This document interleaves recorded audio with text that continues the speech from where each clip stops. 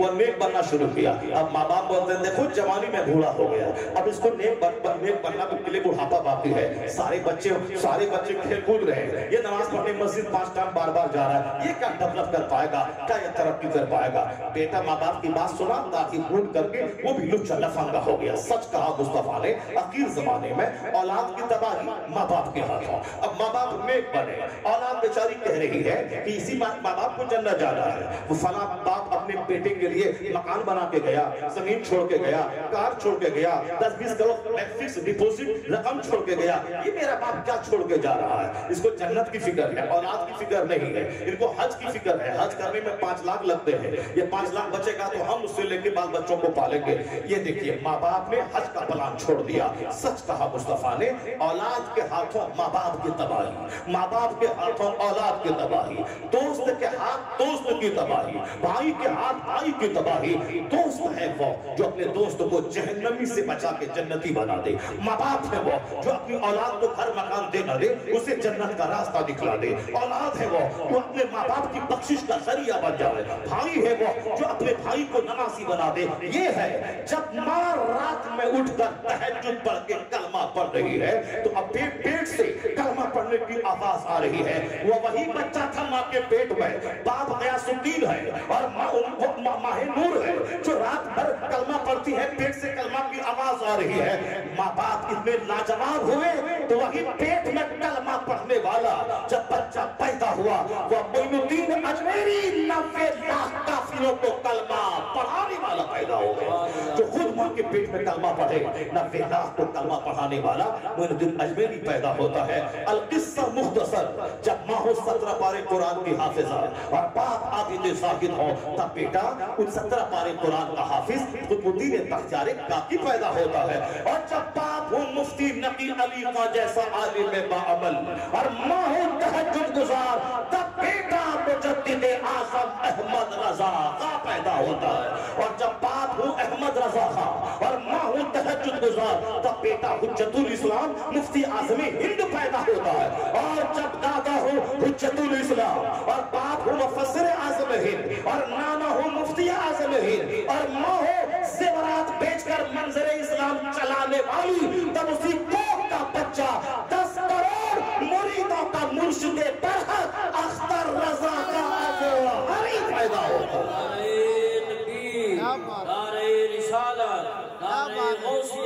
मसलके आला हजरत, फैज़ाने आला हजरत, उलमाए अहले सुन्नत। जैसी जमीन वैसी फसल, जैसा दरख्त वैसा फल। अब बस सिर्फ मजा लेने के लिए लड़की की नाक मत देखना, मजा लेने के लिए लड़की का चेहरे का गोश्त मत देखना। मजा कब तक लेगा? 4 दिन का बुखार तो बदन तोड़ देगा, 4 दिन का लूज मोशन चेहरा काला कर देगा। नहीं सुना तुमने मसनवी शरीफ में मिसाल देने के लिए अल्लामा रूम वलियों के सरदार ने क्या कहा था?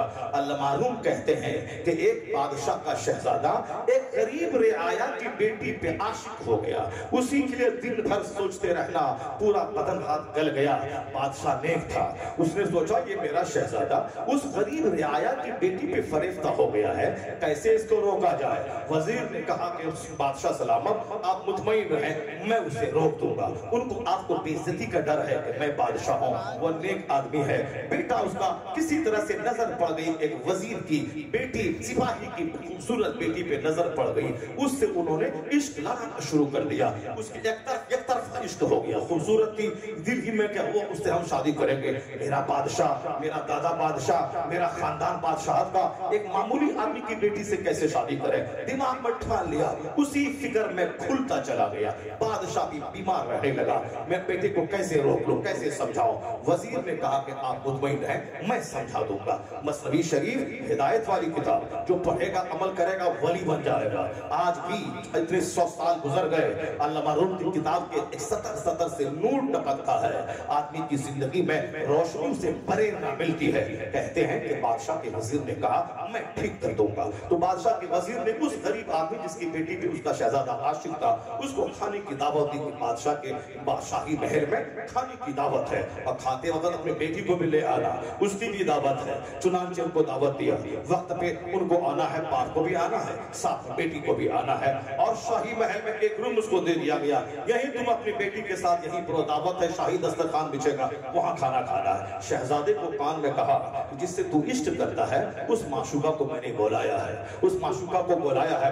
बादशाह का लड़का उछल गया, कूद गया कि मेरी तमन्ना अब पूरी होने वाली है। कहा ठीक है दस्तरखान पे आ जाना, मैंने तुझे तेरी माशूका को दावत दी है, उससे तुझको मिलवाना है। ये खुश हो गया, मस्त हो गया, उधर दावत दी, उधर बाप भी आया, उसकी बेटी भी आई। उसके खाने में उन्होंने जमाल गोटा को चली बना दिया।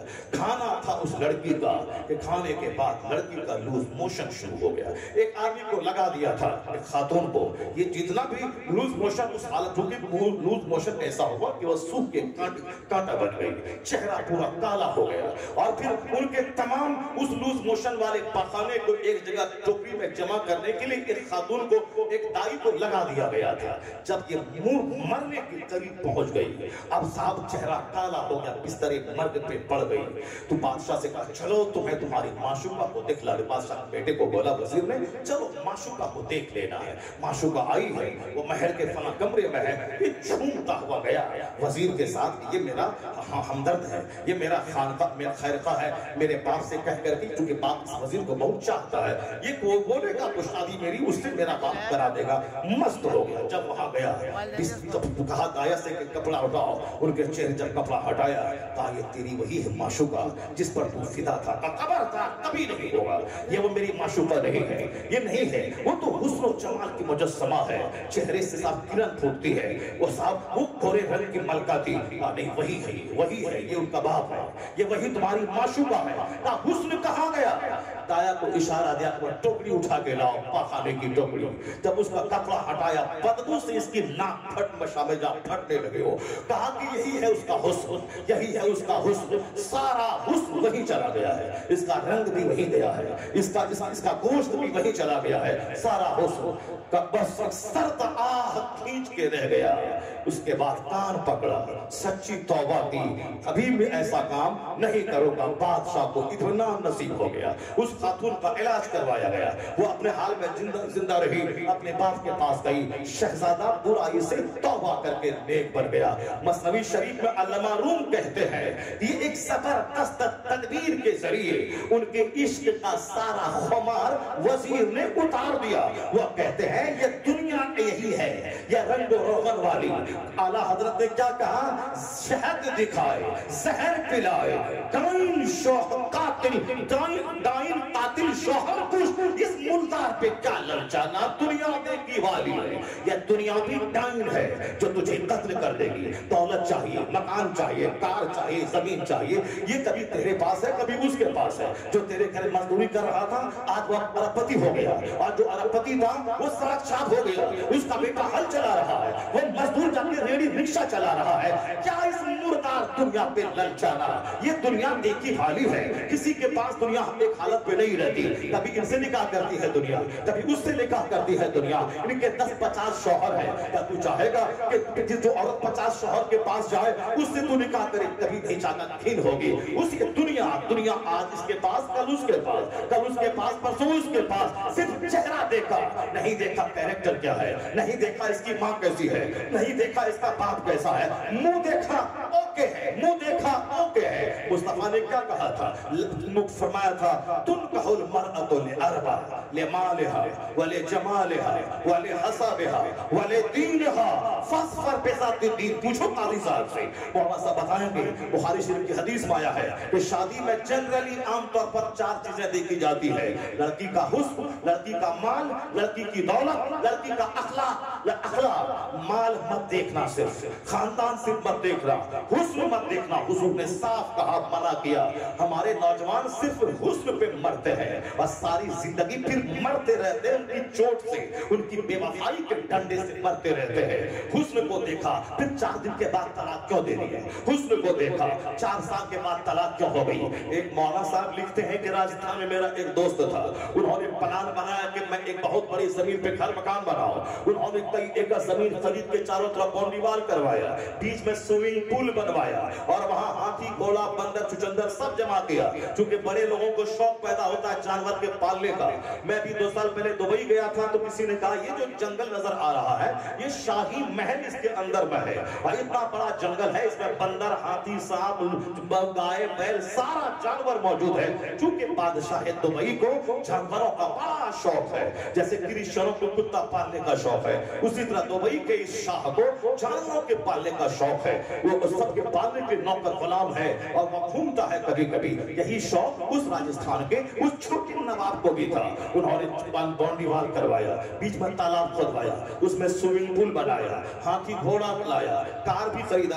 इसी जमाने की बात है, कार भी है, हाथी घोड़े भी है और चारों तरफ कई एकड़ जमीन पर बाउंड्री वाल है। और अब सोचा ये सब कुछ है, वह लड़की अगर काली कलोटी आ गई ये सारे महल का हुस्न खत्म हो जाएगा। इसलिए सोच समझकर खूबसूरत परी लाई जाएगी जिसको देखो तो कलेजा ठंडा हो जाए, ताकि मकान का हुस्न, बीवी का हुस्न, जिंदगी में मजा मिल जाए, खूब इंजॉय करें और अपनी दौलत मैंने कमाया है इंजॉय हो जाए। तो इंजॉय अल्लाह ने जन्नत में रखा है, इस दुनिया में इंजॉय है ही नहीं। बेटा अच्छा है तो दामाद खराब है, दामाद अच्छा है तो बेटी बीमार है, बेटी बीमार है तो अपने बीमार है, दौलत है तो सेहत नहीं है, सेहत है तो दौलत नहीं है, दौलत और सेहत है तो बीवी चोड़े वाली फुदनी मिल गई है, और बीवी अच्छी है तो बच्चे अफाइज पोलियोग्रस्त हो गए हैं, बीवी बच्चा सब सही है तो पड़ोसी दुश्मन हासिद और जलने वाला दुश्मन मिल गया है, पड़ोस दामाद अच्छा मिला तो समधी पक्का बेईमान मिल गया है, समधी अच्छे हैं तो दामाद बेटी को गाली देने वाला मिल गया है, सब कुछ ठीक हाथ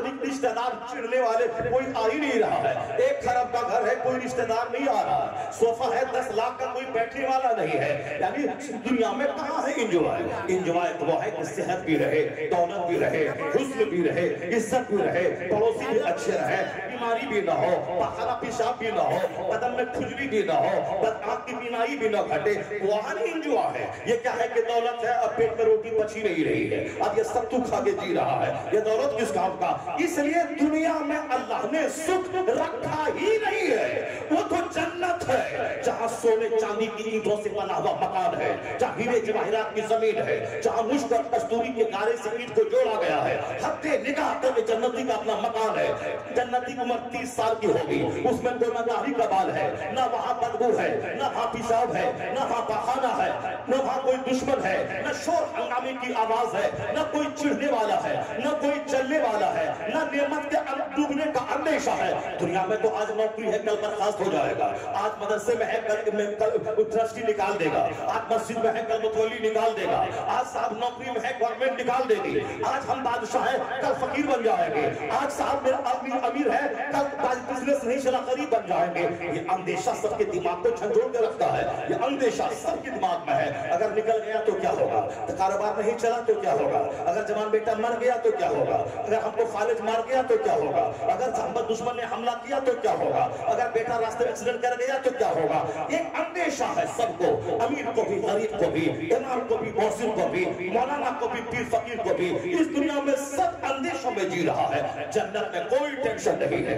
वहाँ 30 साल की उम्र रहेगी, कोई बूढ़ा नहीं होगा, न बाल सफेद होगा, न कोई बीमारी आएगी, न पसीने की बदबू है, न पेशाब पाखने की तकलीफ है। 70 बीवियां हैं, 30 मर्दों के बराबर सोहबत की ताकत है। वहाँ शराब की नहर जारी है, लबनन खालिस की नहर जारी है, दूध की नहर, शराब पाकीज़ा की नहर, असलन मुस्तफा की नहर। वहाँ कई हजार नौकर गुलाम जो मोती की तरह चमकते हुए गिलमान होंगे। वहाँ की लज्जतें कभी कम नहीं होंगी। डेली बिरयानी खाए तो अच्छी नहीं लगती है। जन्नत में हर दिन मकान का हुस्न दोगुना होगा, खाने का हुस्न दोगुना होगा, वहाँ मजा किरकिरा ना होगा। हकीकी इंजॉय जन्नत में अल्लाह ने रखा है। इसीलिए अल्लाह के रसूल कहते हैं कद अफलहा मन अस्लमा, जो ईमान लाया वो कामयाब हो गया, और जो जन्नती हुआ वही असल कामयाब हो गया। नारे तकबीर, नारे रिसालत। नहीं है दुनिया में होश। चाहे डीएम बन जाओ, चाहे एसपी बन जाओ, चाहे 1000 बीघा जमीन जो तो दुनिया में, जब दुनिया में इंजॉय ही नहीं है तो क्यों परेशान होने का, क्यों दुनिया में झूठ बोलने का, क्यों दुनिया में हराम खाने का, क्यों दुनिया में लुच्चा लफंगा बनने का। जब वहां 70 बीवियां मिलेंगी तो दुनिया में क्यों किसी लुच्ची लफंगी औरत से निकाह करके अपनी आने वाली नस्लों को खराब करने का, क्यों करने का। सब्र कर। हुजूर ने फरमाया ला तज़व्वजुहुन्ना लिहुस्निहिन्ना। साफ लफ्जों में सरकार ने फरमाया उनके हुस्न की वजह से निकाह मत करना। 90% लोग मुस्तफा की इस हदीस को ताक पे रख दिया और नफ्स की बात मानकर सिर्फ हुस्न की बात, खूबसूरती की बात, ये है कलवा कलोटा। ये नहीं देखता कि मैं कलवा हूं, मगर मेरी बीवी चाहिए हुस्न जमाल की देवी करीना। हेमा मालिनी की नौकरानी चाहिए, हेमा मालिनी की बहन चाहिए। ये कलवा है। अगर उसको हेमा मालिनी चाहिए तो हेमा मालिनी को भी तो धर्मेंद्र जैसा खूबसूरत आदमी चाहिए। मगर ये सोचता मैं जैसे कलवा रहो, नाक मेरी टेढ़ी रहे, मेरा कद छोटा रहे, मेरी उंगली छोटी रहे, मैं टेढ़ा रहो, मैं उछल के चलो, सब चलेगा, मगर बीवी मेरी हो करीना, मेरी खूबसूरत हो। बताइए ये कलवे को भी ख्वाहिश पैदा हो गई है। साहब नौकर गुलाम को जिसकी नाक टेढ़ी है वो भी खूबसूरत, भाई कुछ भी हो, कुछ न दे मगर खूबसूरत होना चाहिए। देख मुस्तफा ने क्या कहा, वाला अमतुन सौदाओ ज़ातु दीनिन अफज़ल। मुस्तफा कहते हैं काली कलोटी दीनदार औरत तेरे हक में बेहतर है। काली कलोटी दीनदार औरत तेरे हक में बेहतर है। ये नौजवान बोला नहीं हुजूर ने कह दिया ठीक है सरकार की बात सच्ची है, मगर मुझको खूबसूरत चाहिए। ठीक है बेटा खूबसूरत चाहिए, खूबसूरत करके लाया। 4 दिन उसकी बीवी रही। 2-4 महीने के बाद इनका छोटा भाई इससे ज्यादा खूबसूरत था। नाक लंबी थी, आंख बड़ी थी, एग्जैक्टिव पर्सनालिटी थी, हैंडसम था, स्मार्ट था। क्योंकि वो भी हैंडसम है, स्मार्ट है, खूबसूरत है। उनका दिल उसके छोटे भाई पे चला गया।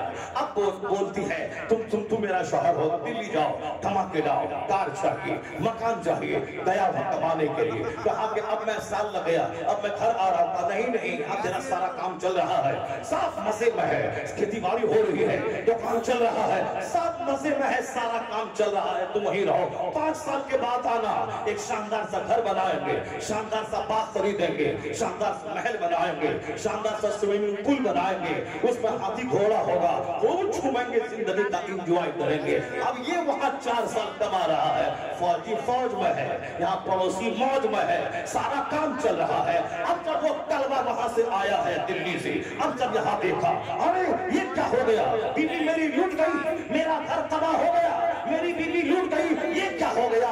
अब तूने मुस्तफा की बात नहीं मानी थी ना, तुमने गोरी से शादी किया था ना, अब अगर घर लूट गया इसका जिम्मेदार तुम है। जो भी मुस्तफा की मुखालफत करेगा तबाही तय है, बर्बादी तय है, जिल्लत तय है। खिलाफे पैगंबर का सेरा गुज़ीर के हरगिज़ का मंजिल न काद रसीद। मुस्तफा के खिलाफ चलेगा कभी मंजिले मकसूद पर नहीं पहुंच पाएगा। अल्लाह ने सारी जिंदगी का लुत्फ मुस्तफा की गुलामी में किया है।